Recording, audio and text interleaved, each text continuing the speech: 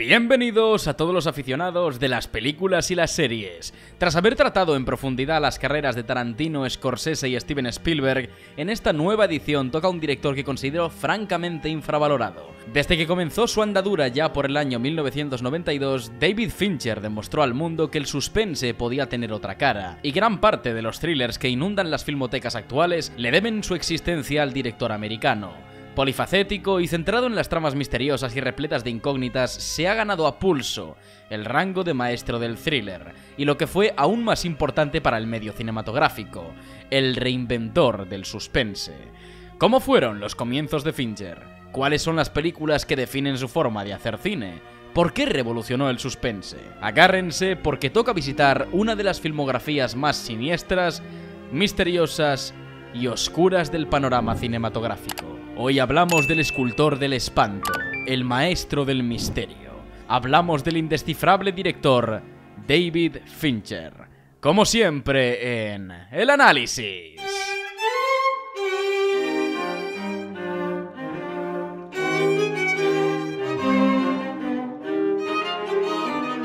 Los comienzos de Fincher no fueron fáciles. De hecho, podría decirse que a pesar del apoyo que obtuvo por su buena labor en grandes estudios, su primera película fue un desastre. Sus primeros años, desde que finalizó secundaria, trabajó en diversas producciones, tanto largometrajes como videoclips y anuncios, siendo en casi todas las obras asistente de fotografía y operador de cámara.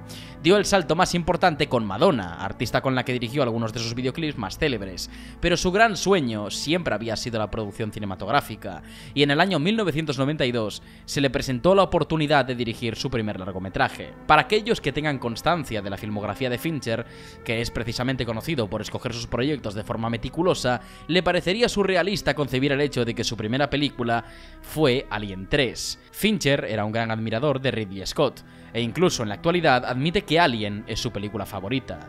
Entendiendo su admiración y la oportunidad que se le presentaba, aunque no fuera un proyecto suyo al 100%, ya que se trataba de una secuela impuesta por el estudio, Fincher tan solo tenía 30 años recién cumplidos, y lo vio como una oportunidad única para iniciar su carrera. Alien 3, en cambio, fue un fracaso, ya que se esperaban grandes cosas de la película y parte de la crítica la pulverizó, argumentando que era un insulto a sus predecesoras y en especial a la primera entrega. Fincher a día de hoy se declara como el principal detractor de su película y culpa a 20th Century Fox como principal problema de la producción. A pesar de ello, Alien 3 tiene muchas cosas de Fincher: los movimientos de cámara, el juego de atmósfera, el despliegue fotográfico, sobre todo en el ámbito lumínico, y la propia naturaleza de la obra, un suspense. Pero aún así, su visión no fue suficiente para que la película pasara de ser un producto mediocre. Es por esa misma razón que Fincher decidió no volver a hacer películas nunca más, hasta que llegó a sus manos el guión de Seven, y esta vez sí, pudo hacer su primera gran obra maestra. Seven trata de dos detectives que siguen la pista de un asesino en serie fanático, que aniquila a sus víctimas siguiendo los 7 pecados capitales. Además de tratarse de una película entretenida y increíblemente misteriosa, la sinergia de los dos personajes protagonistas es uno de sus puntos más positivos. Pero eso no es todo lo que hace de Seven una obra maestra. Es más, si no fuera por la dirección de David Fincher, podríamos estar hablando de un thriller policíaco más. Pero es gracias al director que esta formó su propia identidad. La lluvia que inunda las calles humeantes de una ciudad que nunca es nombrada es un componente mágico que se convierte en un personaje más del film. De hecho, el propio rasgo de no haber utilizado una ciudad real para Seven, sino una desconocida, es algo que da mayor significado a la atmósfera y el ambiente de la película. Hablamos de una ciudad pecaminosa, en la que llueve constantemente, donde todo es oscuro, fúnebre y decadente. Con este aspecto, Fincher quería mostrar al mundo como un gran vertedero, lleno de desesperanza y melancolía, algo feo y carente de virtud, para provocar en el espectador el rechazo que precisamente consigue la película. Es algo que también viven los personajes en sus carnes y hacen su viaje aún más meritorio. Nadie lucharía por salvar este mundo enfermo, menos sus protagonistas, que lo dan todo para atrapar a este asesino que emerge como el producto de un motor social decrépito. La dirección de Fincher, el diseño de producción y los apartados artísticos confieren la personalidad que necesitaba una película como Seven para ser aún más misteriosa e incómoda de ver. Y con el tiempo, a pesar de ser un éxito en taquilla durante su estreno, consiguió alzarse como un avance necesario para el género del thriller, más especialmente el thriller policíaco. Si queréis una película que os dé esperanzas, no es la indicada, pero si queréis sentir el cine negro con una capa de actualidad y ambiente tétrico, esta es sin duda vuestra película. Poco después, Fincher volvería a las salas de cine con The Game, una pieza de suspense que nada tiene que envidiar a Seven. Si esta última había configurado el estilo más grandilocuente de Fincher, aquí se puede apreciar las distancias que toma el director respecto a los actores, en una película que parece anárquica y fundamentalmente conspiranoica. El principio narrativo es sencillo. Un empresario recibe un regalo de su hermano pequeño y a partir de ahí se desata un juego de rol increíblemente excitante y terrorífico a partes iguales.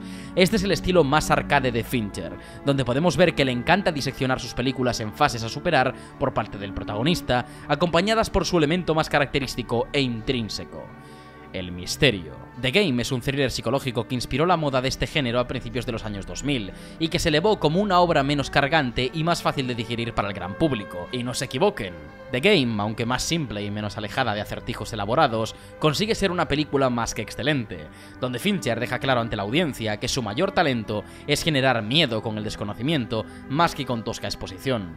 Pero incluso con dos peliculones como los que había presentado, para Fincher no era suficiente, y 2 años después presentó al mundo El Club de la Lucha. Si hablamos de influencia social y cultural, hay pocas películas al nivel del Club de la Lucha. La sátira que plantea en sí misma sobre la sociedad estadounidense, la masculinidad y la televisión es sumamente sobresaliente y necesariamente incisiva. El estilo es prácticamente el mismo que en Seven, película en la que Brad Pitt también se lucía, pues Fincher tiene una mano muy especial para los actores, especialmente para él. El Club de la Lucha es una adaptación, y a pesar de que la novela es excesivamente siniestra, pesimista e insurrecta, Fincher quiso abordarla desde una perspectiva más cómica y satírica, generando las situaciones entre los protagonistas de una forma más superficial y visual. Si preguntas de qué va la película, lo probable es que recibas muchas respuestas diferentes, y es porque esta cinta aglutina muchísimos temas alrededor de su narrativa, desde nihilismo, la evidente crítica a la publicidad y la televisión, la violencia y las inquietudes generacionales de un protagonista que no consigue encajar y no cree que pueda llegar a hacerlo. De hecho, se rinde en su búsqueda de una normalidad y cede a la rebeldía sin causa.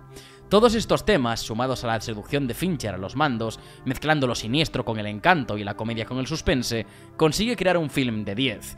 Que de hecho en su estreno fue muy criticada y poco valorada, y que con el tiempo se ha revalorizado hasta convertirse en una de las películas de culto más influyentes de la historia. Una clara demostración del brutal ejercicio de vanguardismo que nos entregó una vez más el director estadounidense. Poco después, en 2002, Fincher estrenó La habitación del pánico, una película que parecía replicar The Game, pero con un poco menos de encanto, y la que siguió esta última fue uno de sus thrillers policíacos más excelentes: Zodiac. Con el mismo estilo que Seven, con una dirección aún más madurada y experta, Fincher nos regaló una obra magnífica con una resolución sorprendente y un suspense aún más irrespirable que el de costumbre. Aunque pasó sin pena ni gloria, al contrario que el curioso caso de Benjamin Button, que fue la que la siguió y tuvo un mejor funcionamiento en taquilla.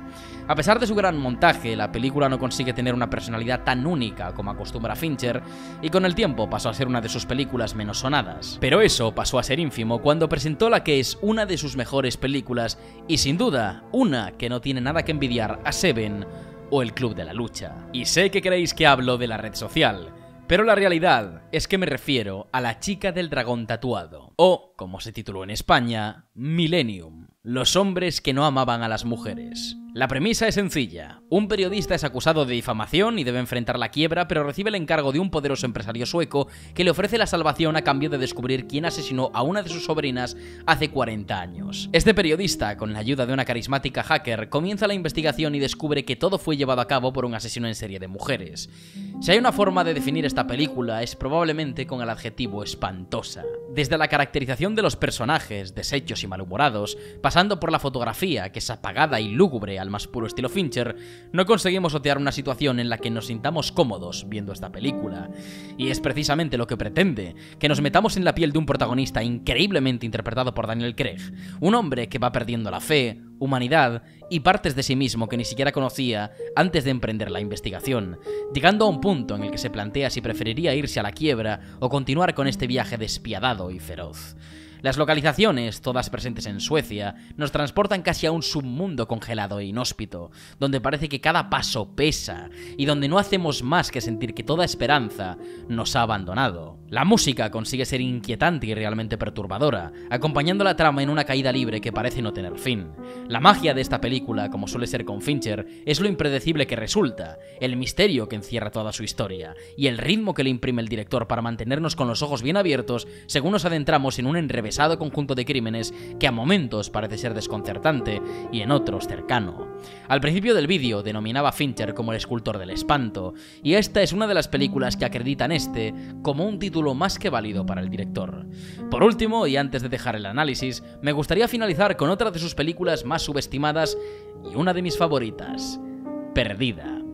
Con un Ben Affleck absolutamente desatado y una Rosamund Pike de 10, este thriller policíaco se posiciona como un mix entre Seven, Zodiac y Millennium, con elementos narrativos propios de The Game, como su impredecible trama y su efectismo. El esqueleto de la historia se asienta en una premisa dominada por el misterio. Un hombre vuelve a su casa a celebrar su 5º aniversario de bodas con su mujer y resulta que está desaparecido repentinamente. La investigación policial se vuelve contra el protagonista cuando ven comportamientos extraños del mismo y a partir de ahí se desata una historia con componentes de suspense muy madurados y más cercanos a los últimos trabajos de Fincher, donde no es tan agresivo e incisivo como en Seven o Zodiac y prefiere remarcar cómo la investigación carcome a los personajes que forman parte de la película, de una forma más interna y desgarradora. Si se puede definir de una manera más clara e impactante, es como la película más impredecible de Fincher. Y estamos hablando del hombre que dirigió algunos de los giros de guión más brutales de la historia del cine, como en Seven, El Club de la Lucha o The Game. Con Perdida lleva esta enferma obsesión por los giros de guión a otro nivel, y nos enseña cómo debería ser un thriller policíaco. Una montaña rusa de vaivenes narrativos donde no sabemos nada de lo que está pasando, y un final que nos deje pensando y que además consiga estremecernos. Y esta película lo consigue con creces. Quizá uno de los finales más siniestros de Fincher, un viaje crudo a través de su género estrella.